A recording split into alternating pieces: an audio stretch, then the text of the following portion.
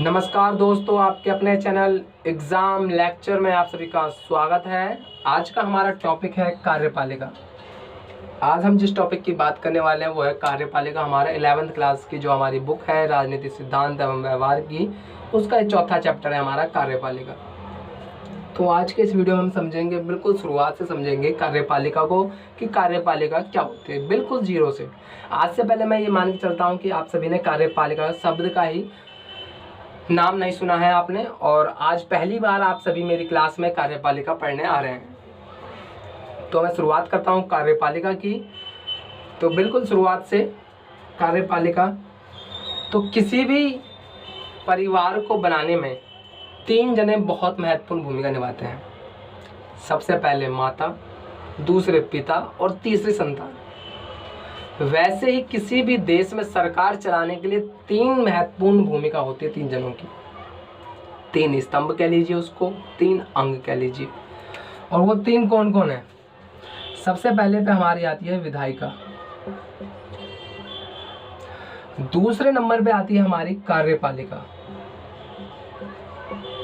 और तीसरे नंबर पे आती है हमारी न्यायपालिका।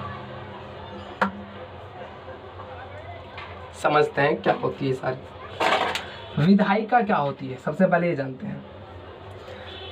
विधायिका जो है वो संसद में बैठती है और वो करती है नीति का निर्माण। क्या करती है? नीति का निर्माण करती है। विधायिका का कार्य होता है नीति का निर्माण करना। दूसरे नंबर पे हमारी आती है कार्यपालिका। इसका कार्य होता है इसे लागू करना। क्या कार्य होता है इसका? लागू करना।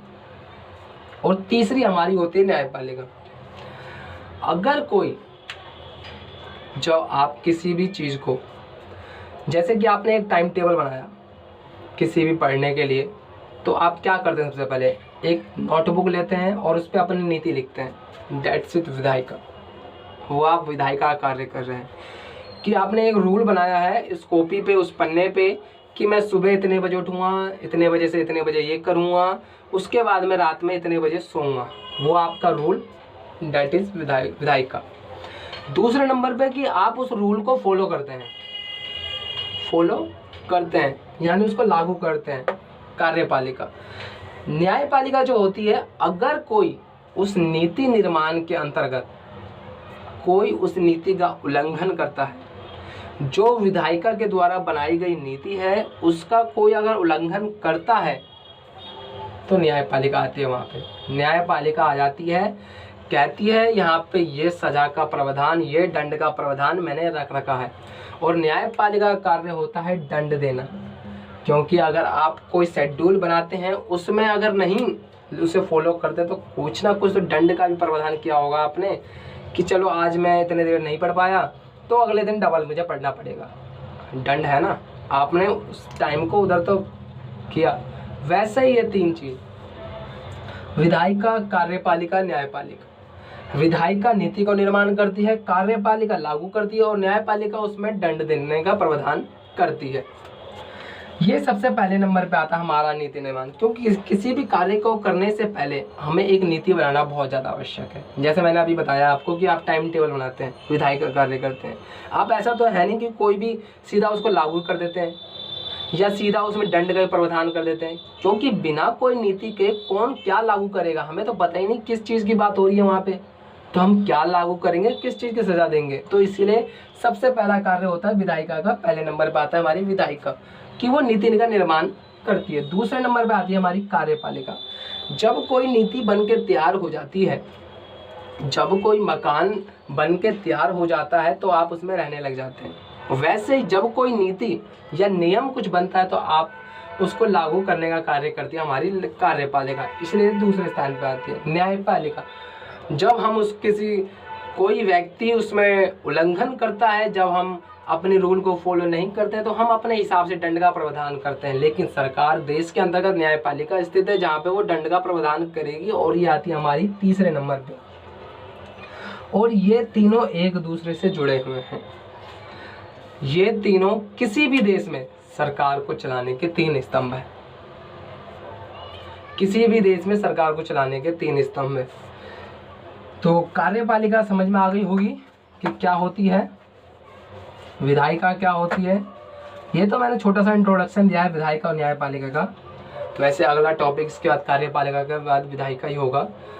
चलो अभी ये देखते हैं हम कार्यपालिका। कार्यपालिका किसे कहते हैं? कार्यपालिका वह व्यक्ति या वह संस्था है जो विधायिका के नीति को लागू करती है।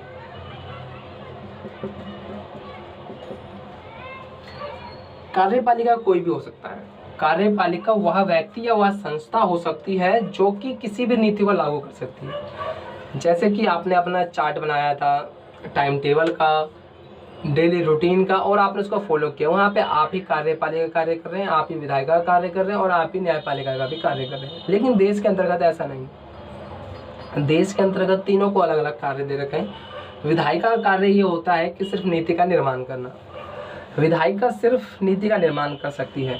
और दूसरे नंबर पे आती है हमारी कार्यपालिका। कार्यपालिका कार्य होता है जो विधायिका के द्वारा नीति बनाई गई है उसको लागू करना। और तीसरे नंबर पे आती है हमारी न्यायपालिका।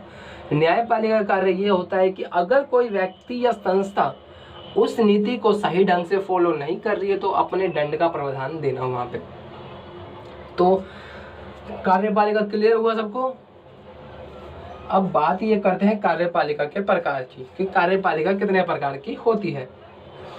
इससे पहले हम जान लेते हैं कि कार्यपालिका में कौन कौन से सदस्य आते हैं। ये भी तो जानना बहुत जरूरी है कि कार्यपालिका में कौन कौन शामिल है। हमें ये तो पता ही नहीं कि परिवार में किसका नाम क्या है, और हम बात कर रहे हैं आगे कि ये यहाँ जाएगा, ये वहाँ जाएगा। तो पहले ये तो जान लेते हैं कि किस सदस्य का क्या नाम है। चलिए कार्यपालिका में जानते हैं। तो हमारे देश के अंतर्गत द्विसदनीय शासन प्रणाली है। क्या है? द्विसदनीय शासन प्रणाली। तो एक तो है हमारी केंद्र सरकार, दूसरी है हमारे राज्य सरकार। दो शासन प्रणाली है, एक हमारी केंद्र सरकार और दूसरी हमारी राज्य सरकार। केंद्र सरकार के अंतर्गत हमारी जो कार्यपालिका होती है वो होती है सबसे प्रमुख राष्ट्रपति। कौन होती है? राष्ट्रपति। दूसरे नंबर पर हमारी आती है उपराष्ट्रपति। उपराष्ट्रपति। तीसरे नंबर पर हमारी आती है प्रधानमंत्री। चौथे नंबर पे हमारी जो आती है वो मंत्री। अब बात कर लेते हैं हम राज्य के अंतर्गत। राज्य के अंतर्गत प्रमुख होता है हमारा राज्यपाल। देश के अंतर्गत हमारा प्रमुख कौन होता है? राष्ट्रपति। और राज्य के अंदर हमारा कौन प्रमुख होता है? वो होता है राज्यपाल। और उसके बाद आता है हमारा मुख्यमंत्री, सत्ता प्रमुख बोले तो। उसके बाद आता है हमारा मंत्री। ये हमारे जो है वो कार्यपालिका है, केंद्र की, ये राज्य की। लेकिन ये स्थायी कार्यपालिका नहीं है, या अस्थायी कार्यपालिका है। ये सारी अस्थायी कार्यपालिका है। कौन है? सारी अस्थायी।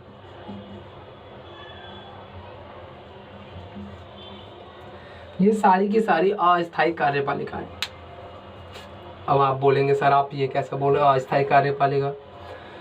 तो इसलिए क्योंकि ये जो सभी आते हैं ये सभी चुनाव लड़के आते हैं, मतदान होता है इन सभी का, और मतदान होने के बाद एक पहली बार में शायद कोई और प्रधानमंत्री है हमारा। आप देखिए कि 2014 से पहले हमारे प्रधानमंत्री माननीय मनमोहन सिंह थे, और 2014 के बाद हमारे माननीय प्रधानमंत्री जो हैं वो नरेंद्र मोदी जी हैं। तो जरूरी नहीं कि हर बार वही व्यक्ति कार्यपालिका के अंतर्गत आए। तो ये हमने बात कर ली कार्यपालिका की। सर आपने अस्थायी सदस्य तो बता दिया, तो ये स्थायी कार्यपालिका होती कौन है?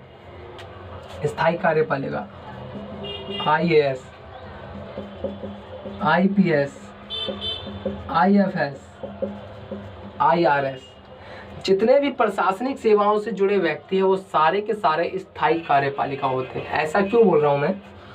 क्योंकि अगर ये सभी व्यक्ति, जैसे मान लीजिए कि एक IAS ऑफिसर की पोस्टिंग हुई 25 साल में, तो वो 25 साल के बाद सीधा 65 में इनकी रिटायरमेंट होती है। 65 वर्ष के बाद ही अपना पद त्याग करेगा। लेकिन इनमें ऐसा नहीं।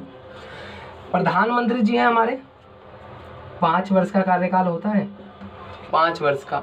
पता नहीं अगर चुनाव में जीते या नहीं जीते या कोई और शर्त है, तो इनमें बदलाव होता रहता है अस्थायी में। लेकिन स्थायी कार्यपालिका एक बार अगर पद पर बनती है तो सीधा उनका पद त्याग उनकी आयु सीमा समाप्त होने के बाद ही होता है, जो कि आयु सीमा समाप्त है हमारी 65 वर्ष। तो ये बात कर ली हमने कार्यपालिका की कि कार्यपालिका क्या है, कार्यपालिका में कौन कौन से सदस्य शामिल हैं। अब बात हम क्या करेंगे, अब बात करेंगे हम ये कि कार्यपालिका के प्रकार। क्या कार्यपालिका जो है भारत के अंदर जैसी कार्यपालिका वैसी बाहर भी हमारी, यह कार्यपालिका सिर्फ एक ही जैसी है जैसी मैं अभी बताया मैंने आपको? क्या सभी में प्रधानमंत्री राष्ट्रपति प्रमुख होते हैं? तो अब ये जानना जरूरी है कि कार्यपालिका में कितने प्रकार होते हैं। प्रकार की तो कार्यपालिका जो है वो 2 प्रकार की होती है। एक तो है हमारा समूह के आधार पर समूह, और एक है एकल के आधार पर। समूह के आधार पर हमारी 2 कार्यपालिका है, एक है संसदीय, दूसरी है हमारी अर्ध अध्यक्षात्मक।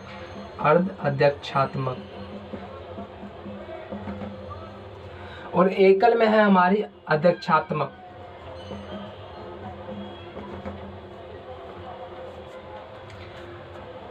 हमारी 2 तरह की कार्यपालिका है, समूह, एकल।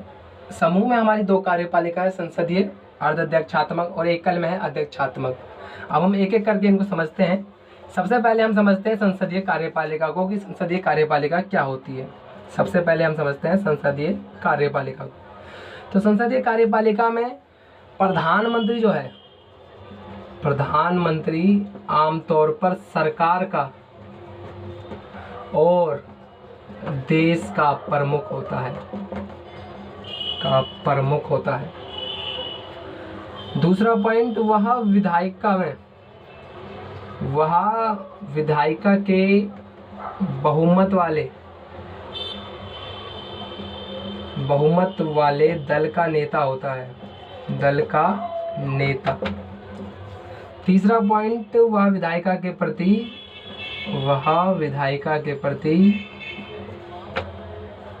जवाबदेही होता है। और इस संसदीय कार्यपालिका हमें कहाँ मिलती है? वो मिलती है हमें भारत के अंतर्गत ऐसी व्यवस्था है। यहाँ पे प्रधानमंत्री सरकार का और देश का आमतौर पर प्रमुख होता है। यहाँ पे जो है विधायिका के बहुमत वाले दल का नेता का प्रमुख होता है प्रधानमंत्री हमारा, और विधायिका के प्रति जवाबदेही होता है हमारा प्रधानमंत्री।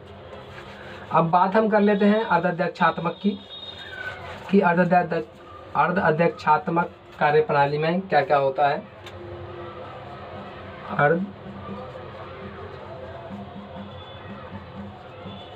अध्यक्षात्मक, राष्ट्रपति जो है इसमें देश का प्रमुख होता है। देश का प्रमुख कौन होता है? राष्ट्रपति। दूसरा कि प्रधानमंत्री जो है, प्रधानमंत्री देश का प्रमुख होता है, देश का प्रमुख।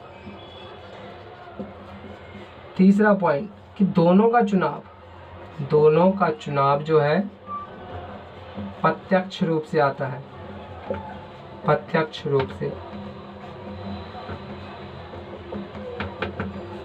रूप मैंने आपको बताया था प्रत्यक्ष चुनाव क्या होता है, अप्रत्यक्ष चुनाव क्या होता है। अगर नहीं देखिए, अगर आप सभी को नहीं पता तो मेरी इलेक्शन पे जो मैंने वीडियो बना रखी है चुनाव पे, वो वीडियो जाके देखें ताकि पता चले कि प्रत्यक्ष चुनाव और अप्रत्यक्ष चुनाव क्या होता है।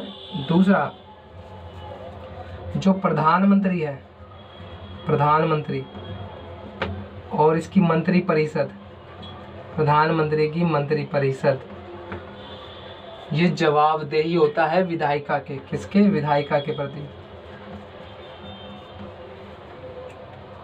4 पॉइंट पकड़ लीजिए इसमें भी। सबसे पहला, राष्ट्रपति देश का प्रमुख होता है अर्ध अध्यक्षात्मक में। दूसरा पॉइंट, सरकार का प्रमुख कौन होता है? प्रधानमंत्री हमारा। तीसरा पॉइंट, दोनों का चुनाव प्रत्यक्ष रूप से होता है, दोनों का चुनाव जनता के द्वारा चुना जाता है। चौथा पॉइंट, प्रधानमंत्री और उसकी मंत्रिपरिषद जवाबदेही होती है विधायिका की। 4 पॉइंट। और ये प्रणाली हमारी कहाँ लागू है? ये प्रणाली है हमारी श्रीलंका में। श्रीलंका में लागू है ये वाली प्रणाली हमारी। श्रीलंका के अंतर्गत ये अर्धअध्यक्षात्मक कार्यप्रणाली चलती है। अब बात कर लेते हैं हम अध्यक्षात्मक कार्यप्रणाली की।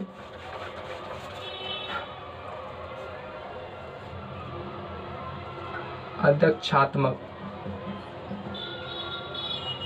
इसके अंतर्गत भी 3 पॉइंट पकड़ लीजिए, बस 3 पॉइंट, ज़्यादा नहीं। राष्ट्रपति देश का प्रमुख, सरकार का प्रमुख। चुनाव प्रत्यक्ष, चुनाव प्रत्यक्ष, इसका चुनाव जो है वो प्रत्यक्ष रूप से होता है, जनता के द्वारा होता है। तीसरा पॉइंट, ये जवाबदेही नहीं होता, जवाबदेही, ये जवाबदेही नहीं, ये जवाबदेही नहीं होता। बस ये 3 पॉइंट पकड़ लीजिए।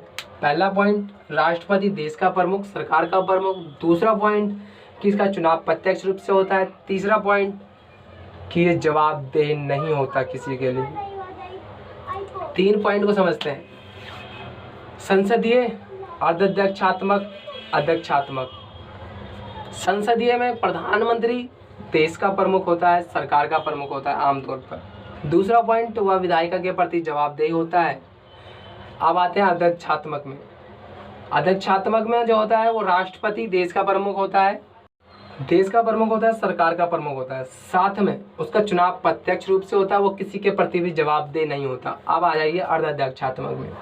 राष्ट्रपति देश का प्रमुख होता है, राष्ट्रपति जो है वो सरकार का प्रमुख होता है। राष्ट्रपति अर्धअध्यक्षात्मक में वो देश का प्रमुख होता है, प्रधानमंत्री सरकार का प्रमुख होता है। उसकी प्रधानमंत्री और राष्ट्रपति का चुनाव जो है वो प्रत्यक्ष रूप से होता है, और मंत्रिपरिषद और प्रधानमंत्री जो है वो जवाबदेह होती है किसकी, विधायिका के प्रति। ये 3 तरह के हमारी कार्यपालिका होती है। अध्यक्षात्मक कार्यपालिका हमारी जो है वो यूएसए में पाई जाती है, अर्धअध्यक्षात्मक कार्यपालिका हमारी श्रीलंका में पाई जाती है, और संसदीय कार्यपालिका हमारी भारत में पाई जाती है। इसके बाद हम जानेंगे कार्यपालिका में राष्ट्रपति को। राष्ट्रपति क्या होता है, राष्ट्रपति की शक्ति, राष्ट्रपति कौन से अनुच्छेद में आता है, इन सारी चीज़ों के ऊपर मैं वीडियो बनाने वाला हूँ। तो आप वीडियो को ज़्यादा से ज़्यादा शेयर करें, ज़्यादा से ज़्यादा लाइक करें, और सब्सक्राइब नहीं किया तो सब्सक्राइब भी करें।